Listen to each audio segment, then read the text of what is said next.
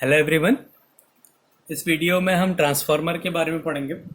Transformer एक ऐसी device है जो कि एक एसी सर्किट में वोल्टेज को इंक्रीज और डिक्रीज करने के लिए काम आता है।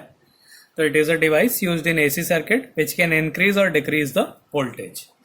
प्रिंसिपल ये म्यूचुअल इंडक्शन के प्रिंसिपल पे बेस्ड होता है।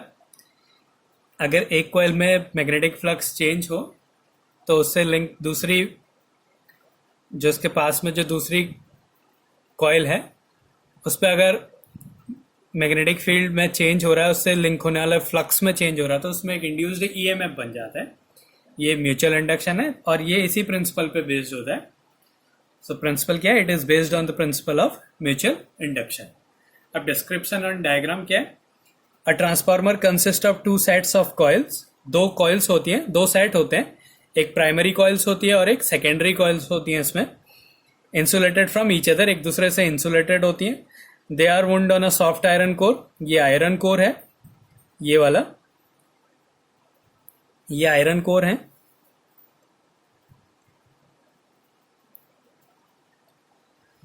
इधर one on top of the other, या तो ये जो वायर्स हैं ये एक दूसरे के ऊपर हो लेकिन एक दूसरे से इंसुलेटेड होने चाहिए, या दो अलग अलग जगहों पे इन वायर्स को लपेटा जाता है।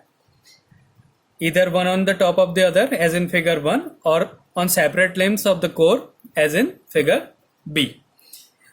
One of the coil is called primary coil. इसमें एक coil को हम primary coil कहते हैं और दूसरी को secondary coil कहते हैं। primary coil में जो number of turns होंगे वो NP होंगे और secondary coil में माना number of turns NS है। तो primary coil में NP और secondary coil में NS turns है। ये जो primary coils है इसको हम input कहते हैं और ये जो secondary coils है ये output देगा। तो ये इनपुट है और ये आउटपुट है। अब वर्किंग क्या होती है कि एक जो इनपुट है उसको हम एक एसी सोर्स से कनेक्ट कर देते हैं, कि एसी वोल्टेज से कनेक्ट कर देते हैं। तो क्या होता है, उससे करंट बनता है। करंट बनने से उसके पास वाली जो कॉइल है उससे लिंक जो दूसरी कॉइल है उसमें भी जो मैग्नेटिक फ्लक्स है वो चेंज होते रहता है। ये आयरन का है। आयरन एक फेरोमैग्नेटिक मटेरियल है जो ज़्यादा से ज़्यादा मैग्नेटिक फील्ड को अपने अंदर से ले जाता है। तो इसलिए हम यहाँ पे आयरन का यूज करते हैं क्योंकि ये एक फेरोमैग्नेटिक मटेरियल है। तो जब हम इस पे जो वोल्टेज को चेंज करेंगे तो इसमें जो करंट की डायरेक्शन है, अल्टरनेटिंग करंट जो है वो क्या करता है, इसकी डायरेक्शन को चेंज होती रहती है। जिसमें क्या होता है, मैग्नेटिक फील्ड की डायरेक्शन एक बार इस डायरेक्शन में होगी, एक बार इस डायरेक्शन में होगी, तो इससे लिंक जो मैग्नेटिक फ्लक्स है वो चेंज होते रहता है। वैसे ही यहाँ पे भी होता है, एक बार ऐसे फ्लो हो रहा है, एक बार इधर से फ्लो होता है। तो इस जो दूसरी कॉइल है, ये जो डॉटेड लाइन है ये सेकेंडरी कॉइल को रिप्रेजेंट कर रहा है और जो डार्क है ये प्राइमरी कॉइल के लिए है। ऐसे यहाँ पे सेकेंडरी कॉइल है, ये प्राइमरी कॉइल है।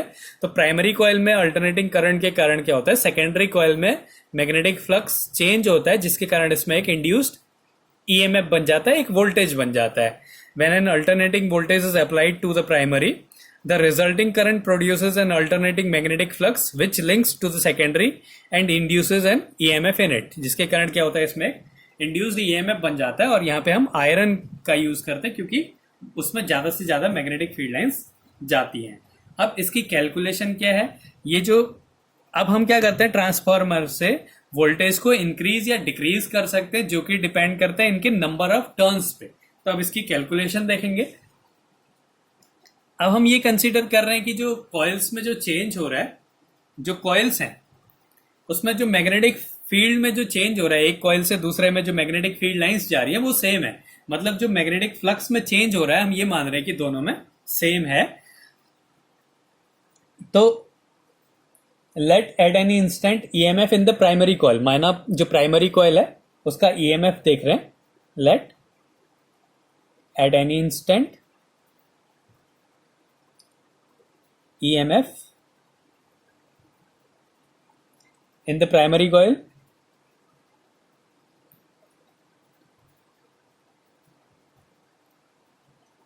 प्राइमरी कॉइल का जो EMF EP equals to NdΦ/dt होता है और नेगेटिव डायरेक्शन होती है EMF की, तो minus NP number of turns in primary coils dΦ/dt, ये फ्लक्स का टाइम के साथ चेंज हो रहा है। ऐसे ही जहां पे जो NP है ये number of turns in primary coils हैं, number of turns in primary coil, primary coil ये है। अब ऐसे ही सेकेंडरी कॉइल में E S equals to minus N S D phi by D T. हम एक आइडियल ट्रांसफार्मर की बात कर रहे हैं, तो इसमें क्या होगा, जो फ्लक्स जो चेंज होगा वो दोनों में सेम रहेगा, इसलिए हमने दोनों में क्या लिया, जो चेंज इन फ्लक्स है वो D phi by D T ले रहे हैं। अब इन दोनों को डिवाइड अगर हम कर दें तो क्या मिलेगा हमें, E P upon E S equals to, ये कैंसिल हो जाएगा, N P upon N S हो जाएगा। तो यहां से अगर हम ई एस की वैल्यू निकालें तो क्या मिलेगा, N S upon N P into E P. ये जो पी और एस है ये सफिक्स में लिखे हुए हैं इसमें। अब क्या है, ये इसका रिजल्ट मिला, E S equals to N S upon N P into E P. अब अगर क्या कंडीशन हम ले रहे हैं कि number of turns in secondary coils are larger than number of turns in primary coil. जो सेकेंडरी कॉइल में नंबर ऑफ टर्न्स है वो प्राइमरी कॉइल से ज्यादा है। तो अगर यहाँ पे एन एस एन पी से बड़ा होगा तो हमें रिजल्ट में क्या मिलेगा कि ई एस भी ई पी से बड़ा होगा। तो इससे हमें क्या मिला, ई एस भी बड़ा होगा ई पी से। अगर एन एस एन पी से बड़ा है तो ई एस भी ई पी से बड़ा होगा। यहां पे हमने क्या करा, सेकेंडरी कॉइल का वोल्टेज इंक्रीज कर दिया। तो इस टाइप के ट्रांसफार्मर को बोलेंगे जहां पे नंबर ऑफ सेकेंडरी कॉइल्स जो है प्राइमरी कॉइल्स से ज्यादा है। उस टाइप के उसमें क्या होता है, वोल्टेज इंक्रीज होता है, तो इसको हम बोलते हैं step up transformer. Step up transformer.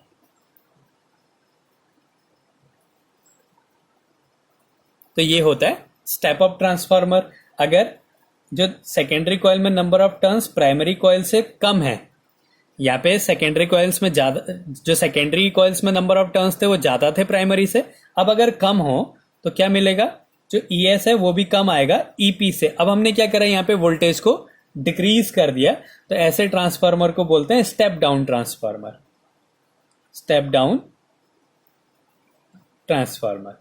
तो ये होता है स्टेप अप ट्रांसफार्मर और स्टेप डाउन ट्रांसफार्मर। इसमें हमने क्या करना है, खाली नंबर ऑफ टर्न्स जो कॉइल्स हैं, जो दोनों कॉइल्स लगी हैं, उसके नंबर ऑफ टर्न्स को इंक्रीज और डिक्रीज करना है। अगर हम सेकेंडरी कॉइल्स में नंबर ऑफ टर्न्स इंक्रीज कर देते हैं तो वो वोल्टेज को इंक्रीज कर देगा, और सेकेंडरी में नंबर ऑफ टर्न्स को डिक्रीज कर देंगे प्राइमरी से, तो वो क्या करेगा, वोल्टेज को डिक्रीज कर देगा। और जो डिक्रीज करेगा उसको बोलेंगे स्टेप डाउन ट्रांसफार्मर। अगर वो इंक्रीज करेगा तो उसको बोलेंगे हम स्टेप अप ट्रांसफार्मर। तो ये है वोल्टेज के लिए। तो वोल्टेज क्या होता है, नंबर ऑफ टर्न्स पे डिपेंड करता है। अगर नंबर ऑफ टर्न्स ज्यादा है तो वोल्टेज बढ़ेगा, अगर सेकेंडरी कॉइल्स की नंबर ऑफ टर्न्स कम है तो वोल्टेज डिक्रीज हो जाता है। अब सेकेंड है, ये तो था ईएमएफ के लिए कैलकुलेशन, दूसरी है करंट के लिए कैलकुलेशन। अगर हम करंट के लिए देखें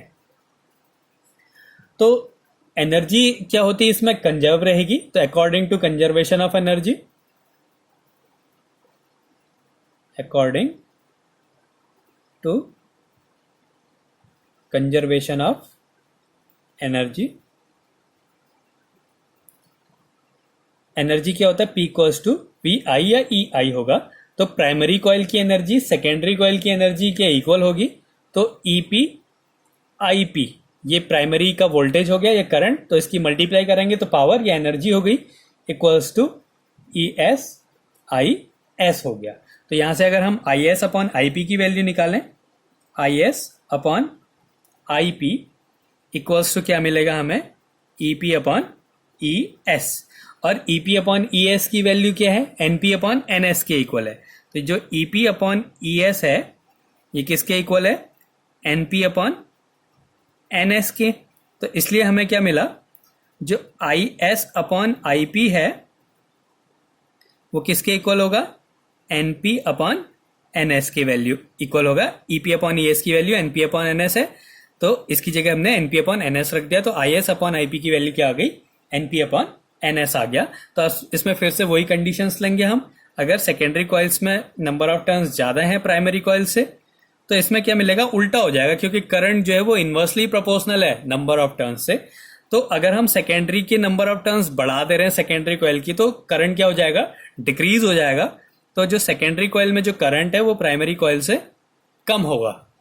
ऐसे ही अगर हम प्राइमरी कॉइल्स में नंबर ऑफ टर्न्स बढ़ा दें सेकेंडरी कॉइल से, तो क्या हो जाएगा, करंट प्राइमरी का कम हो जाएगा, सेकेंडरी का बढ़ जाएगा। तो आई एस यहाँ पे बड़ा हो जाएगा IP से। तो EMF क्या होता है, इन्वर्सली प्रोपोर्शनल होता है नंबर ऑफ टर्न्स के, और जो डायरेक्टली प्रोपोर्शनल होता है जितनी ज्यादा नंबर ऑफ टर्न्स होंगे उतना ज्यादा वोल्टेज होगा। और लेकिन करंट के लिए क्या होता है, नंबर ऑफ टर्न्स को के इन्वर्सली प्रोपोर्शनल है, जितना ज्यादा नंबर ऑफ टर्न्स होगा करंट कम हो जाएगा। अगर NS बड़ा है तो IS कम हो जाएगा, अगर NP बड़ा है तो IP कम हो जाएगा। तो जो अगर किसी का EMF ज्यादा है तो उसका करंट कम होगा। तो ये इसकी कैलकुलेशन है। अगर हमने वोल्टेज को बढ़ाना है तो नंबर ऑफ टर्न्स को इंक्रीज करेंगे, और नंबर ऑफ टर्न्स को अगर हम इंक्रीज करते रहे सेकेंडरी कॉइल में तो करंट क्या होता है, कम हो जाता है। इसलिए अगर हमने कहीं पे लॉन्ग डिस्टेंस को ट्रांसमिट करना है वोल्टेज को, तो वहां पे हमने करंट को कम रखना पड़ता है। ये ट्रांसफार्मर क्या करता है, स्टेप अप भी कर देता है, स्टेप डाउन भी कर देता है वोल्टेज को। तो इसके बाद इसमें कुछ लॉस भी होते हैं एनर्जी के। तो इसमें अगला टॉपिक है loss of energy in transformer. तो पहला है इसमें फ्लक्स लॉस। तो जो हमने एक आइडियल ट्रांसफार्मर लिया उसमें क्या था कि जो भी फ्लक्स प्राइमरी कॉइल से जो दो कॉइल्स बनाई हुई हैं हमने, तो इसमें जब एक कॉइल से जो मैग्नेटिक फ्लक्स चेंज हो रहा है, यहां से इसमें जब जा रहा है मैग्नेटिक फ्लक्स, हम ये मान रहे हैं कि इसमें कोई भी लॉस नहीं हो रहा है, लेकिन ऐसा नहीं होता है। कुछ ना कुछ मैग्नेटिक फील्ड लाइंस क्या होगी, इससे बाहर भी चली जाती हैं। तो वो क्या होता है, फ्लक्स लीकेज होगा, वहां पे क्या होता है, फ्लक्स में कुछ कमी हो जाती है। तो there is always some flux leakage, that is not all the flux due to primary passes through the secondary due to poor design of core और द एयर गैप्स। इसमें क्या होती है, ये इसमें लेमिनेटेड कोर्स होते हैं, ऐसे बहुत सारे ऐसी सीट्स को मिला के ट्रांसफार्मर बनाया जाता है, ऐसी बहुत सारी कोर्स होती हैं। तो इसमें क्या होता है, इसके ऐसी डिजाइन के कारण क्या होता है, इसमें फ्लक्स में कुछ लीकेज हो जाता है। It can be reduce by winding the primary and secondary coil one over the other. जो हमने फर्स्ट टाइप किया था उसमें क्या था, एक ही के ऊपर हमने दूसरी कॉइल लगा दी थी, जिसमें क्या होता है, फ्लक्स लॉस जो है वो कम हो जाता है। तो ये पहला था फ्लक्स लीकेज। दूसरा है रेजिस्टेंस ऑफ द वाइंडिंग। जो ये वायर है, ये वायर का जो है कुछ रेजिस्टेंस होगा, और रेजिस्टेंस अगर है तो उसमें करंट भी बन जाएगा, करंट है तो उसमें हीट भी बन जाती है। तो वायर यूज फॉर वाइंडिंग है सम रेजिस्टेंस। जो वाइंडिंग में जो वायर यूज करेंगे उसका कुछ रेजिस्टेंस होगा। अगर रेजिस्टेंस बन रहा है तो उसमें हीट भी होगी, और हीट भी क्या है, एक टाइप का एनर्जी लॉस हो रहा है। तो इसमें क्या करते हैं, अगर हम बहुत पतला वायर लेंगे तो बहुत कम हीट लॉस होता है। तो इसको कैसे मिनिमाइज किया जाता है कि अगर हम थिक वायर ले रहे हैं तो वहां पे जो एनर्जी का लॉस है वो कम किया जा सकता है। अब एडी करंट्स हैं, ये मेटल की शीट होती है, तो इसमें जब फ्लक्स चेंज हो रहा है तो इस मेटल में भी क्या बन जाता है, एडी करंट बन जाता है, और वो एडी करंट से फिर से हीट बन जाती है, और जो कि क्या है, एक टाइप का लॉस है। तो alternating magnetic flux induces eddy currents in the iron core and causes heating. The effect is reduced by using laminated core. अब यहाँ पे क्या होता है, यहाँ पे क्या होता है, लेमिनेटेड कोर होता है, इसका रेजिस्टेंस बहुत ज्यादा बन जाता है। रेजिस्टेंस ज्यादा होने से करंट को कम कर देते हैं, और करंट कम होने से क्या होता है, हीट भी कम होती है। अब इसके बाद अगला लॉस है हिस्टेरेसिस। अब इसमें क्या होता है, जो फ्लक्स में जो चेंज हो रहा है, जो मैग्नेटिक फील्ड चेंज हो रहा है, तो ये कभी ये कॉइल मैग्नेटाइज्ड हो जाती है, कभी डीमैग्नेटाइज्ड हो जाती है। तो इससे भी क्या बनता है, वहां पे एनर्जी का लॉस होता है। The magnetization of core is repeatedly reverse by the alternating magnetic field. तो ये जो मैग्नेटाइजेशन है वो एक डायरेक्शन में मैग्नेटाइज हो जाएगा, फिर दूसरे डायरेक्शन में मैग्नेटाइज होता है अल्टरनेटिंग मैग्नेटिक फील्ड में चेंज होने के कारण। The resulting expenditure of energy in the cores appears as heat. ये क्या होता है, हीट के फॉर्म में बन जाता है, and is kept to a minimum by using a magnetic material which has low hysteresis loss. तो हम ऐसे मैग्नेटिक मटेरियल्स का यूज करते हैं जहां पे हिस्टेरेसिस लॉस जो है वो कम हो। तो ये जो है चार टाइप के इसमें लॉस है, फ्लक्स लीकेज, दूसरा है रेजिस्टेंस ऑफ द वाइंडिंग्स, तीसरा है एडी करंट्स, और चौथा है इसका हिस्टेरेसिस। तो ये है ट्रांसफार्मर। ट्रांसफार्मर क्या करता है, वोल्टेज को इंक्रीज और डिक्रीज कर सकता है। तो बहुत जगह हम इसका यूज करते हैं। जो मोबाइल के चार्जर होते हैं उसमें क्या होता है, हाई वोल्टेज को जो है चार्जर लो वोल्टेज में कन्वर्ट कर देता है, तो उसमें भी चार्जिंग ट्रांसफार्मर का यूज किया जाता है। ऐसे ही हमने कहीं एक जगह से दूसरी जगह पे इलेक्ट्रिसिटी ट्रांसफर करनी होती है, तो वहां पे हम हाई वोल्टेज में ट्रांसफर करते हैं, फिर जब घर में आती है तो एक और ट्रांसफार्मर लगा रहता है जो कि वोल्टेज को कम कर देता है। तो लॉन्ग डिस्टेंस ट्रांसमिशन के लिए भी हम लोग ट्रांसफार्मर का यूज करते हैं। और शॉर्ट डिस्टेंस के लिए भी हम ट्रांसफार्मर का यूज करते हैं। हम जहाँ पे हमें बढ़ाना होता है वोल्टेज या घटाना होता है, वहां पे हम ट्रांसफार्मर का यूज करते हैं।